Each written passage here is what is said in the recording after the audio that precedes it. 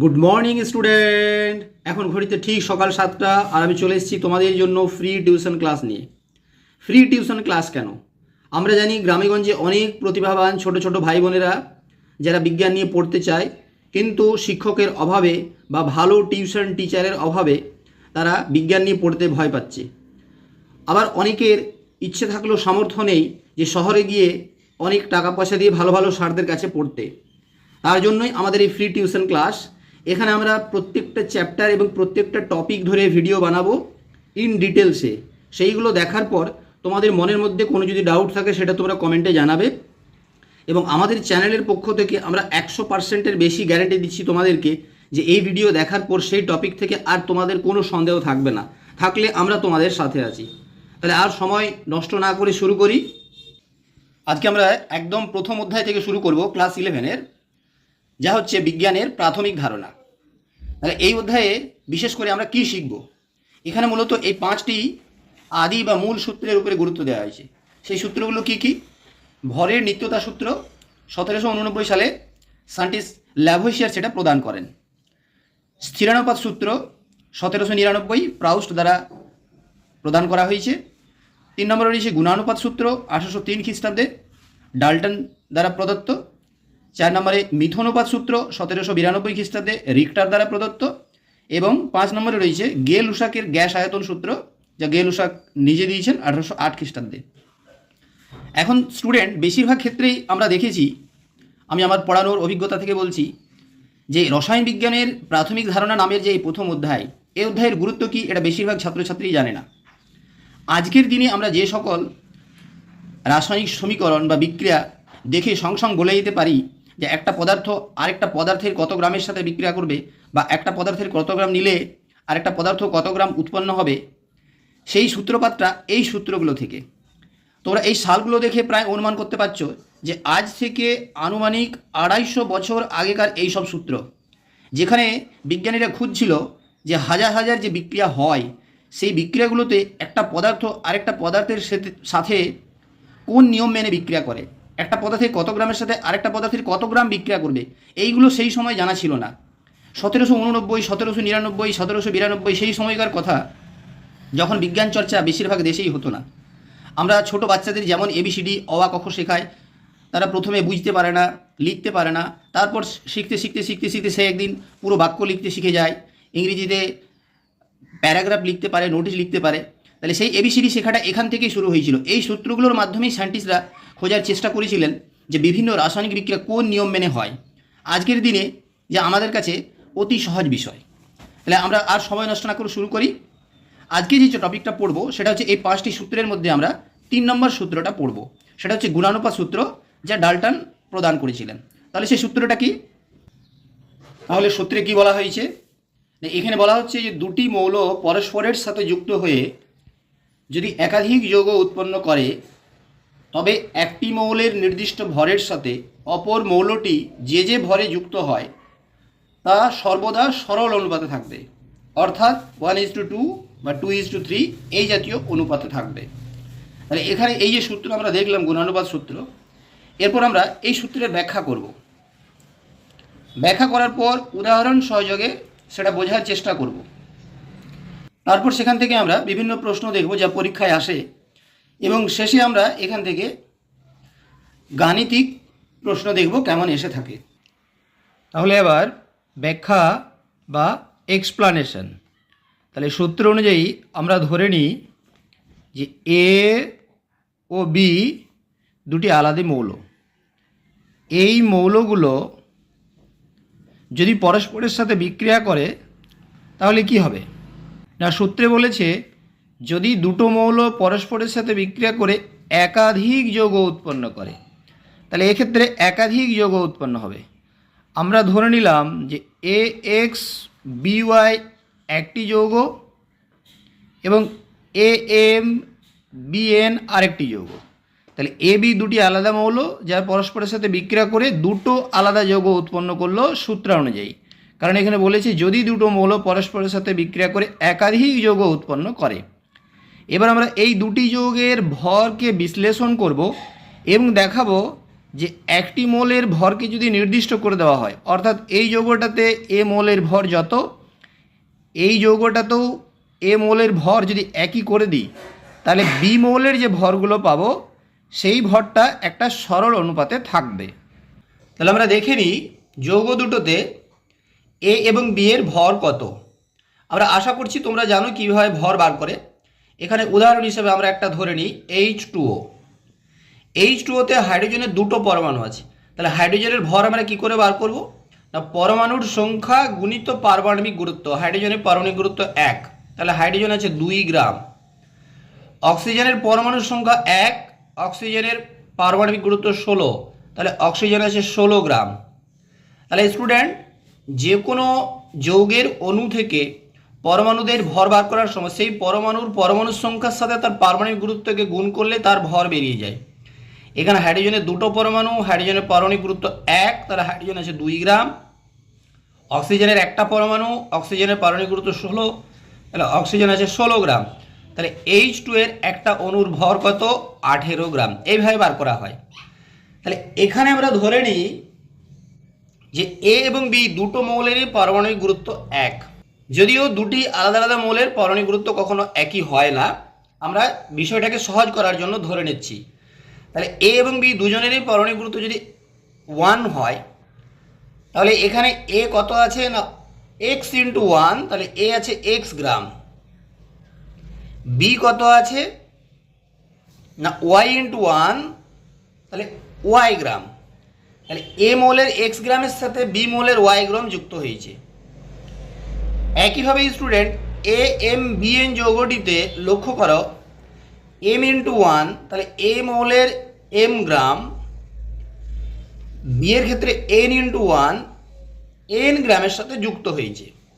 এবার সূত্র অনুযায়ী একটি মৌলের ভরকে আমাদের নির্দিষ্ট করে দিতে হবে, কারণ সূত্রে বলেছে যে দুটি মৌল বিক্রিয়া করে যদি একাধিক যৌগ উৎপন্ন করে, তাহলে একটি মৌলের নির্দিষ্ট ভরের সাথে, নির্দিষ্ট ভর বলতে দুটি যৌগতেই একটি মৌলের ভর একই হতে হবে। তাহলে এখানে এ মৌলের এক্স গ্রামের সাথে বি মৌলের ওয়াই গ্রাম যুক্ত হচ্ছে। তাহলে আমরা যদি ঐকিক নিয়মে করি যে এক্স গ্রামের সাথে ওয়াই গ্রাম যুক্ত হয়, তাহলে 1 গ্রামের সাথে যুক্ত হবে নিশ্চয়ই ওয়াই বাই এক্স গ্রাম, নিশ্চয়ই পারবে করতে।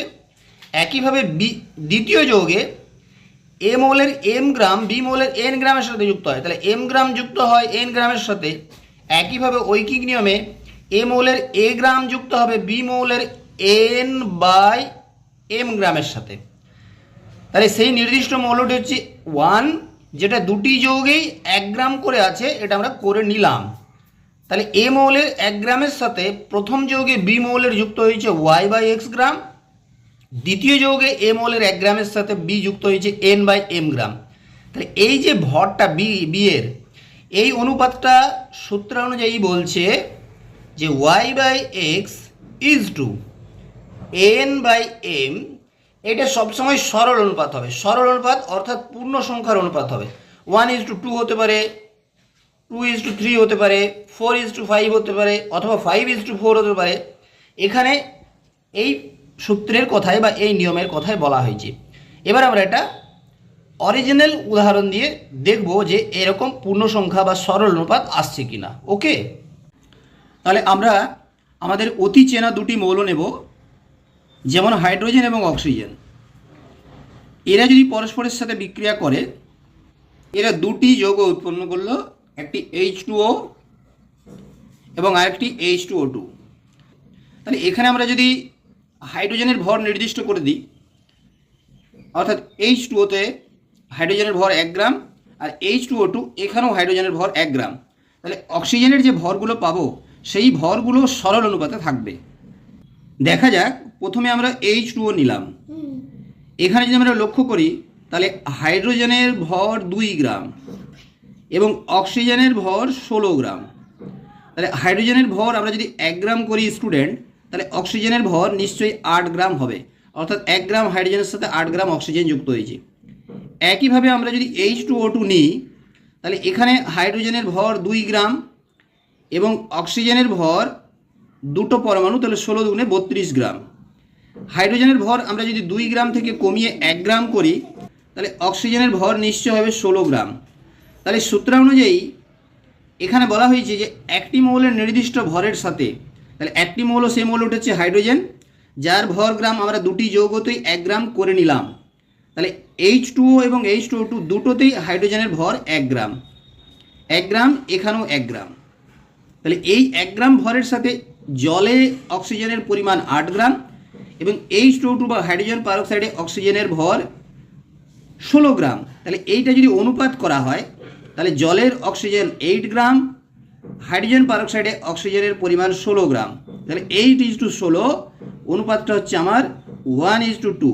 তাহলে এইটা হচ্ছে জলের অক্সিজেন আর এটা হচ্ছে হাইড্রোজেন পারঅক্সাইডের অক্সিজেন। তাহলে দুটোতেই হাইড্রোজেনের ভর যখন 1 গ্রাম করা হলো, তো সেই 1 গ্রাম ভরের সাথে অক্সিজেন যুক্ত হয়েছে 8 গ্রাম আর এখানে অক্সিজেন যুক্ত হয়েছে 16 গ্রাম। তাহলে এই অনুপাতটা সবসময় সরল অনুপাতে থাকবে, এখানে তাই বলা হয়েছে। আমরা বিষয়টা আরও পরিষ্কার করার জন্য আরেকটা উদাহরণ নিয়ে নিচ্ছি। ধরে নাও দুটি মৌল, একটি হচ্ছে কার্বন এবং একটি হচ্ছে হাইড্রোজেন। এরা যদি পরস্পরের সাথে বিক্রিয়া করে এবং দুটি আলাদা আলাদা যৌগ উৎপন্ন করে, একটা CH4 এবং আরেকটা হচ্ছে C2H6, মিথেন এবং ইথেন। তাহলে এই দুটো যৌগতে আমরা কার্বনের ভর নির্দিষ্ট করব এবং দেখাবো যে হাইড্রোজেন যে অনুপাতে যুক্ত হয়েছে সেটা একটা সরল অনুপাত, তাহলে আমাদের গুণানুপাত সূত্র প্রমাণিত হবে। তাহলে প্রথমে CH4 এর কার্বন আছে 12 গ্রাম এবং হাইড্রোজেন রয়েছে এখানে 4 গ্রাম। তাহলে কার্বনের 12 গ্রামের সাথে হাইড্রোজেন যুক্ত হয়েছে 4 গ্রাম। একইভাবে আমরা যদি এখানে C2H6 নিই, তাহলে C2H6 এ কার্বন রয়েছে স্টুডেন্ট 12 দুগুণে 24 গ্রাম, আর দুটো কার্বনের পরমাণু রয়েছে এবং হাইড্রোজেন এখানে আছে 6 গ্রাম। তাহলে 24 গ্রামের সাথে 6 গ্রাম, তাহলে আমরা এটাকে যদি 12 গ্রাম করে দিই, তাহলে 6 গ্রামটা হয়ে যাবে অর্ধেক, অর্থাৎ 3 গ্রাম। তাহলে এবার লক্ষ্য করো যে CH4 সেখানে কার্বনের ভর আমরা করলাম 12 গ্রাম, C2H6 এখানেও কার্বনের ভর করলাম 12 গ্রাম। তাহলে সূত্র অনুযায়ী একটি মৌলের ভর আমরা নির্দিষ্ট করে দিলাম, সেই নির্দিষ্ট ভরটা হচ্ছে 12 গ্রাম। তাহলে সেই 12 গ্রামের সাথে বাকি মৌলটা যে যে ভরে যুক্ত হয়েছে সেই অনুপাতটা আমাদের নিশ্চয়ই সরল অনুপাতে থাকবে। তাহলে CH4 এ 12 গ্রাম কার্বনের সাথে হাইড্রোজেন যুক্ত হয়েছে 4 গ্রাম আর C2H6 এ 12 গ্রাম কার্বনের সাথে হাইড্রোজেন যুক্ত হয়েছে 3 গ্রাম। তাহলে CH4 এখানে 12 গ্রাম কার্বনের সাথে হাইড্রোজেন যুক্ত হয়েছে 4 গ্রাম, C2H6 এখানে 12 গ্রাম কার্বনের সাথে হাইড্রোজেন যুক্ত হয়েছে 3 গ্রাম। তাহলে এই যে অনুপাতটা, এটা একটা পূর্ণ সংখ্যার অনুপাত, একে সরল অনুপাত বলা হয়, যেটা 4:3। এই সূত্রে এই কথাটিই বলা হয়েছে। আরও একাধিক যৌগ নিয়ে তোমরা প্র্যাকটিস করে দেখবে। যদি বুঝতে অসুবিধা হয় আমাকে কমেন্ট সেকশনে জানাবে যে স্যার এরকম আসছে না, আমি সেটা সলভ করার চেষ্টা করব। তাহলে স্টুডেন্ট আমরা দেখে নিই এখান থেকে কেমন প্রশ্ন আসে। বিগত কয়েক বছরের প্রশ্ন দেখে আমরা যা লক্ষ্য করেছি যে এখান থেকে মূলত গাণিতিক প্রশ্ন বা অঙ্কই বেশি এসে থাকে। আমরা একটা উদাহরণ এখান থেকে তুলেছি, যেমন আয়রনের দুটি অক্সাইডে অক্সিজেনের শতকরা পরিমাণ যথাক্রমে 22.22% এবং 30%। দেখাও যে উপরিউক্ত ফলাফল গুণানুপাত সূত্রকে মেনে চলে বা মেনে হচ্ছে। তাহলে এটা আমরা কীভাবে করব? তাহলে এখানে আয়রনের দুটি অক্সাইডের কথা বলা হয়েছে। তাহলে আমরা শুরু করি। তাহলে প্রথম অক্সাইড, যেখানে আয়রন এবং অক্সিজেনের পরিমাণ আমরা প্রথমে লিখব। তাহলে এখানে বলা হয়েছে অক্সিজেনের শতকরা পরিমাণ 22.22%। তাহলে আয়রনের পার্সেন্টেজ কত হবে না, 100 থেকে এটাকে মাইনাস করব। 100 থেকে মাইনাস করলে নিশ্চয়ই এখানে স্টুডেন্ট আসবে 77.78%। তাহলে প্রথম অক্সাইডে আমাদের আয়রন রয়েছে 77.78%, অক্সিজেন রয়েছে 22.22%। এবার আমরা দেখব দ্বিতীয় অক্সাইড। দ্বিতীয় অক্সাইডে স্টুডেন্ট বলা হয়েছে আয়রন এবং অক্সিজেন, এদের মধ্যে অক্সিজেন বলা হয়েছে 30%।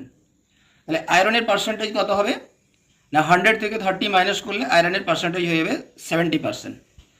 তাহলে প্রথম অক্সাইডে অক্সিজেন 22.22%, আয়রন আমাদের 77.78%। তাহলে স্টুডেন্ট অক্সিজেনের পার্সেন্টেজটা 22.22 থেকে কমিয়ে আমরা যদি 1% করে দিই ঐকিক নিয়মে, তোমরা এটা ঐকিক নিয়মে করে দেখতে পারো, কিন্তু ক্লাস 11-12 ঐকিক নিয়ম করার প্রয়োজন হয় না, তোমাদেরকে এটা শিখে নিতে হবে। তাহলে ঐকিক নিয়মে যদি করো তাহলে কেমন হবে না, 22.22% অক্সিজেনের সাথে যুক্ত হয় 77.78% আয়রন। তাহলে 1% অক্সিজেনের সাথে যুক্ত হয় না, হবে 77.78 ভাজিত 22.22% আয়রন।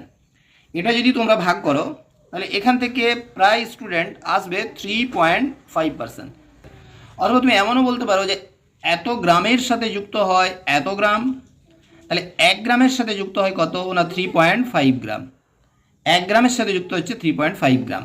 তাহলে অক্সিজেনের ভরটা আমরা করে নিলাম 1 গ্রাম। দ্বিতীয় অক্সাইডেও আমরা একইভাবে করব।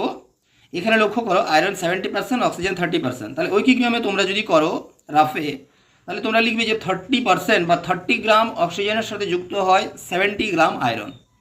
তাহলে 1% অথবা 1 গ্রাম আয়রনের 1 গ্রাম অক্সিজেনের সাথে 1 গ্রাম অক্সিজেনের সাথে যুক্ত হবে 70/30% বা 30 গ্রাম আয়রন। যে এই অ্যান্সারটা আসবে 2.33 গ্রাম, অর্থাৎ 30 গ্রামের সাথে যুক্ত হয় 70 গ্রাম, 1 গ্রামের সাথে যুক্ত হবে 2.33 গ্রাম। তাহলে এবার লক্ষ্য করো যে প্রথম অক্সাইডে অক্সিজেনের ভর 1 গ্রাম, দ্বিতীয় অক্সাইডেও অক্সিজেনের ভর 1 গ্রাম। তাহলে সূত্র অনুযায়ী একটি মৌলের নির্দিষ্ট ভরের সাথে এখানে সেই একটি মৌল হচ্ছে অক্সিজেন, যার নির্দিষ্ট ভর হচ্ছে 1 গ্রাম। তাহলে এখানেও 1 গ্রাম, এখানেও 1 গ্রাম। তাহলে সেই নির্দিষ্ট ভরের সাথে অপর মৌল বলতে আয়রন, অপর মৌলটি যে ভরের অনুপাতে যুক্ত হয়েছে, তাহলে অপর মৌলটির যে ভরের অনুপাতে যুক্ত হয়েছে, তাহলে আমরা এখানে লিখে নিলাম প্রথম অক্সাইড এবং দ্বিতীয় অক্সাইড। তাহলে প্রথম অক্সাইডে 1 গ্রাম অক্সিজেনের সাথে যুক্ত হয়েছে আয়রন 3.5 গ্রাম, এবং দ্বিতীয় অক্সাইডে 1 গ্রাম অক্সিজেনের সাথে আয়রন যুক্ত হয়েছে 2.33 গ্রাম। একটি মৌলের নির্দিষ্ট ভর, দ্বিতীয় মৌলের ভরগুলো আমরা এখানে লিখলাম। এটা আমি বারবার রিপিট করছি, তোমরা যেহেতু এটা প্রথম পড়ছো বা প্রথম শিখছো, যাতে বুঝতে কোনো অসুবিধা না হয়। এটাকে তুমি যদি সলভ করো, তাহলে এটাকে যদি ভাগ করো, ক্যালকুলেটর ক্লাস 11-12 অ্যালাউ আছে, সেটা তুমি যদি ইউজ করো, তাহলে এখানে দেখবে যে এই রেশিওটা আসবে 3:2। 3:2 পূর্ণ সংখ্যার অনুপাত, এটাকে আমরা সরল অনুপাত বলতে পারি। তাহলে এই সরল অনুপাত গুণানুপাত সূত্রে এই কথাই বলা হয়েছে, যা আমরা এই অঙ্কের মাধ্যমে দেখলাম। তাহলে এই ধরনেরই প্রশ্ন আসে, তোমরা তোমাদের টেক্সট বই থেকে বা কোশ্চেন ব্যাংক থেকে গুণানুপাত সূত্র থেকে যে প্রবলেমগুলো আসে সেগুলো খুঁজে বার করবে এবং সলভ করবে। যদি সলভ করতে প্রবলেম হয় কমেন্ট সেকশনে গিয়ে কমেন্ট করবে, আমরা চেষ্টা করব যত তাড়াতাড়ি সম্ভব সেইগুলো উত্তর দেওয়ার। তাহলে আশা করছি তোমরা মন দিয়ে পড়বে।